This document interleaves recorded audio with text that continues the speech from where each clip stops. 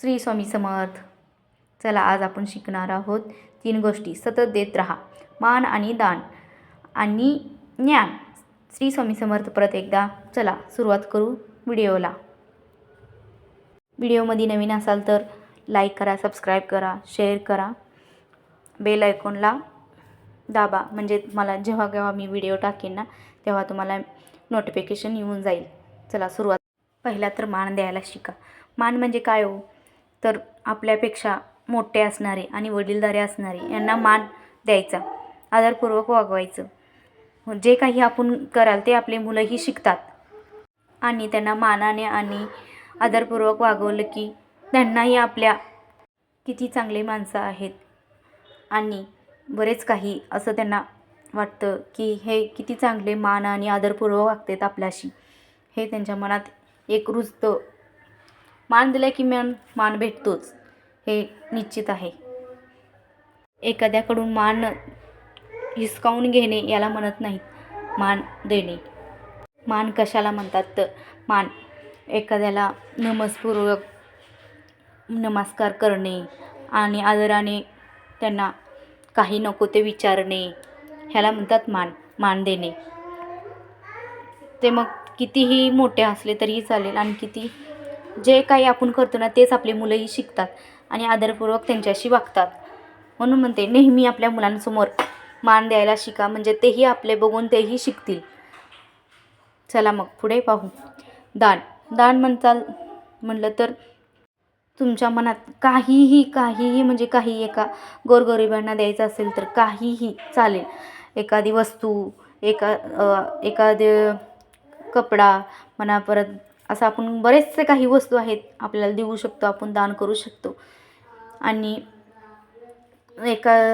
असं आता किती तर असतात ना रोडवरती येते, त्यांना खायला नसतं, प्यायला नसतं, गरजू लोकांशींना आपण जाता बघून जातो की त्यांना आपल्या मनात एखादी इच्छा येऊन जाते की ह्यांना काहीतरी दिलं पाहिजे. आपण किती वेळा तर बघतो असे रोडनी फिरलेले केलेले, त्यांनाच दान करून देऊन टाकायचं. एखादी वस्तू, खायला काही तर.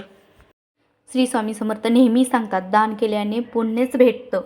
जेवढं काही तुम्ही लोकांशींना दान करतात तेवढं तुमच्या पदरात पडतं आणि सुखसमृद्धी आपल्याला लाभते.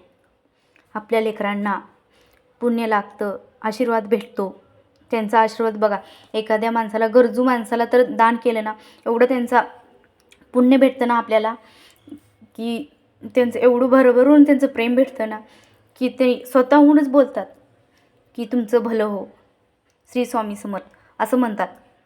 किती वेळा तर आपण पाहतो किती त्यांच्या चेहऱ्यावरती आनंद, आपण जे काही वस्तू दिले ना त्यांना ते पाहून एवढा आनंद होतो ना, त्यात त्यांची वेगळीच त्यातच त्यांना आनंद एवढा वाटतो ना की त्यांचा आनंद पाहून आपल्यालाही आनंद होतो. म्हणून दानधर्म करायचं.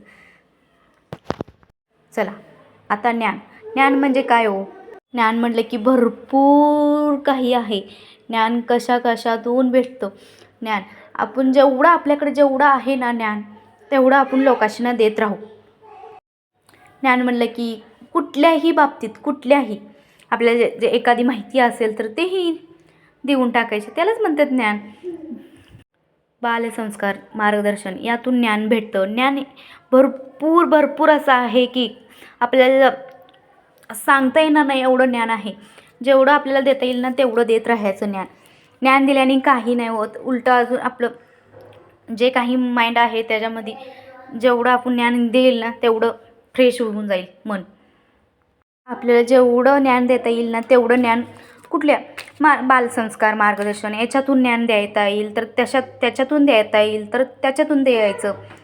असं काही नाही की आपल्याला हेच पाहिजे तेच पाहिजे त्याच्यातूनच आपल्याला ज्ञान द्यायचं आहे, असं काहीही नाही. आपल्याला जे काही भेटेल म्हणा, एखादं बालसंस्कार मार्गदर्शन पुस्तक, त्याच्यातूनही आपण भरपूर सारं ज्ञान देऊ शकतो. आणि परत श्री सद्गुरुचरित्रे याच्यामधून बी भरपूर सारं सार देऊ शकतो ज्ञानाचं. आणि नंतर श्रीमद दासबोध याच्यातही भरपूर सारं ज्ञान आहे, आपण लोकांना देऊ शकतो याच्यातून सुद्धा.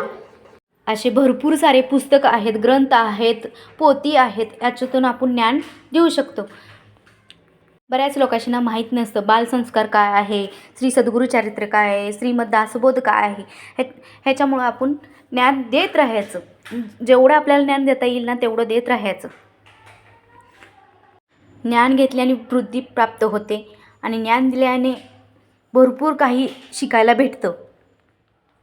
म्हणून नेहमी जेवढं काही आपल्याकडं लोकांना देण्यासारखं ज्ञान आहे तेवढं देत राहायचं.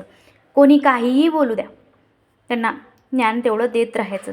चला, व्हिडिओ आवडलास तर लाईक करा, सबस्क्राईब करा, कमेंट करा, शेअर करा. व्हिडिओ कसं झाला आहे नक्की कमेंटमध्ये सांगा. चला, पुढल्या व्हिडिओमध्ये भेटू. श्री स्वामी समर्थ.